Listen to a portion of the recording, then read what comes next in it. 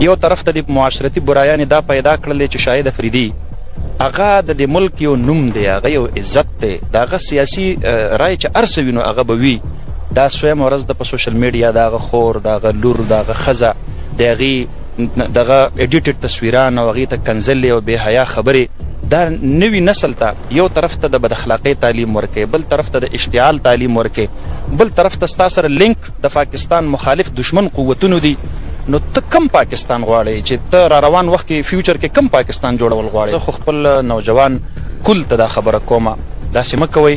دا سلسله اولاد ته منتقل کیږي، دا نسلونو ته منتقل کیږي، او دا انتقام ته چې د چا د کور چاردیواري په عمال کې هغه به بیا دا انتقام الله دنیا کې اخلي، ستا د کور چاردیواري به محفوظ نه پاتې کیږي. ته چې د چا مور خور وکنځې ستا هغه به خامخا کنځلی کیږي. پښتو کې متل دی وي د چا بده مور خور مه کنځه ستا هغه ښه به څوک نه کنځي.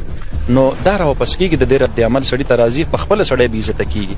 زما خو به ټولو وروڼو ته د سوشل میډیا په وساطت باندې دا یو گزارش وي، اختلاف ساتئ خو کنځل دا یو بل ته غلیظ الفاظ او غلیظ کمنټس تا کم از کم مه کوئ.